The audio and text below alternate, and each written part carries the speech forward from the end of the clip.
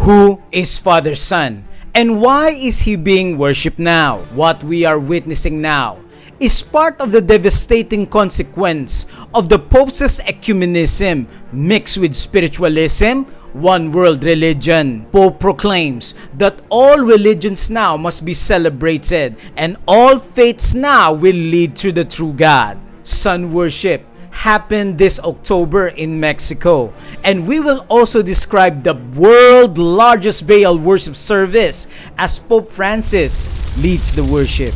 This is Truth in Bible Prophecy Media.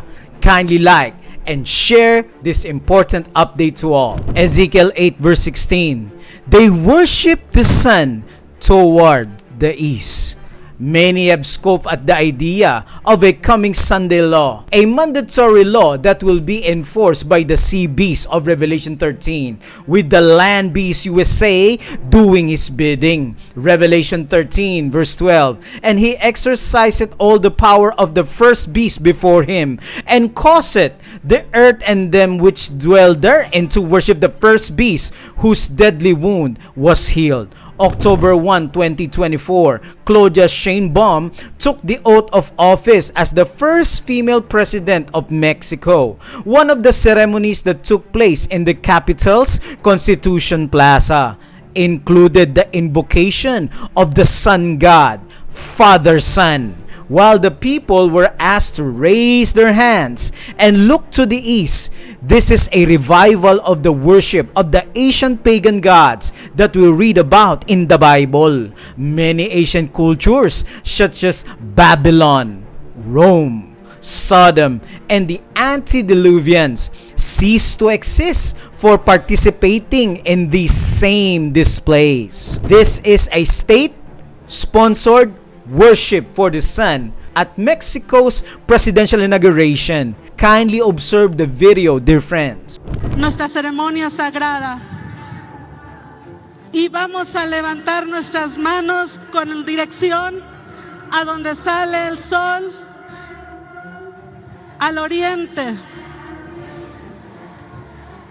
You will notice that the ceremony begins by raising their hands in the direction and faces where the sun rises in the east, just like the sun worship at the time of prophet Ezekiel, a picture of the abomination of desolation in its first stage in the Old Testament. Invocamos a los nahuales, a las deidades y a los demás seres y espíritu divino que habita este lugar. Pedimos vida, iluminación y sabiduría. Next is spiritualism, summoning of demonic spirits to take over the place, and the demonic deity Father Son. Just as the Heavenly Father is known for many names, so was the Sun God. Pope introduces him as Brother Son and Father Son in various countries.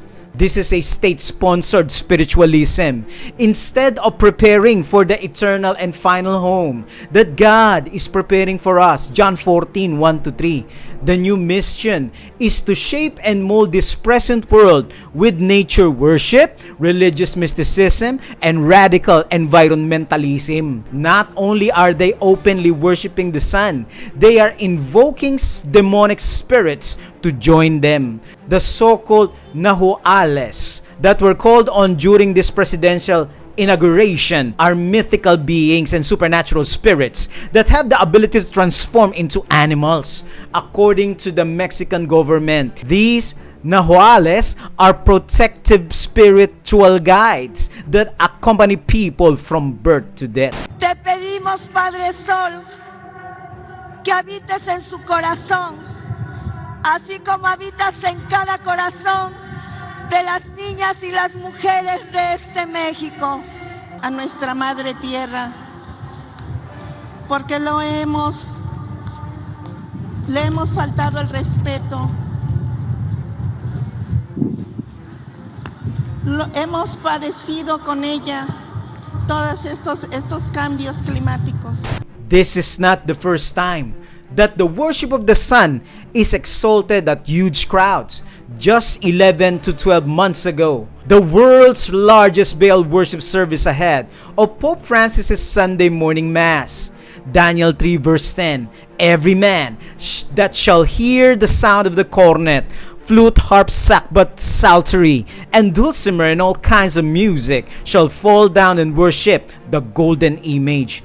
As soon as the music was heard over loudspeakers, the people at the World Youth Day rose up to dance, jump, and play in front of the rising sun. On Sunday, the pagan day of the sun was honored and revered.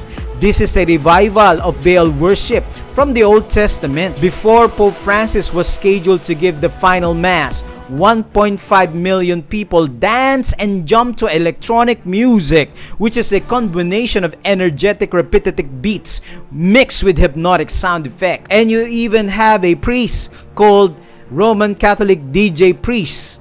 Peixoto was the person responsible for igniting the people. It is important to recognize that the primary function of drums and music in pagan rituals were to induce trance states for communication and possession by the false deities. Psalm 127 verse 4, as arrows are in the hand of a mighty man, so are the children of the youth.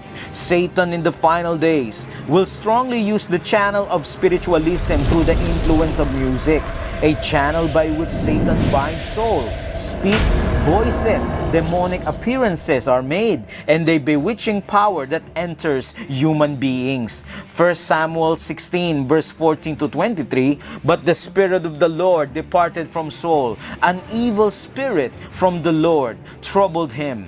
And so it was whenever the Spirit from God was upon Saul, that David would take a harp and play it with his hand. Then Saul would become refreshed and well, and the evil spirit will depart from him. Dr. Juanita McElwain, a doctor in music, says in her book Inside Rock Music, page 2, the same exact rhythms are used in each of the three religions, in African and Indian music, in rock music, and in music used in meetings of faith healers.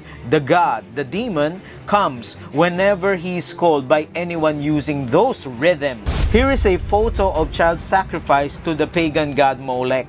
Notice in the background the female with the hand drum and a man with the big drum. The drum produces the rhythm, and it is the center in these pagan worship services.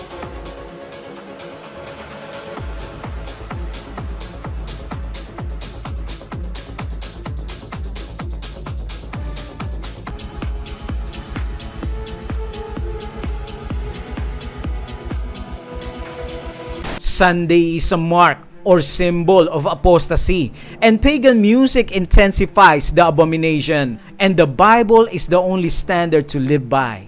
Would you like to unite with me in standing for truth and Jesus in the final days? Kindly type in the comment section, I will avoid the mark of the beast. Thank you, dear friends. Kindly share this prophetic update to all, and continue to share truth found in Bible prophecy.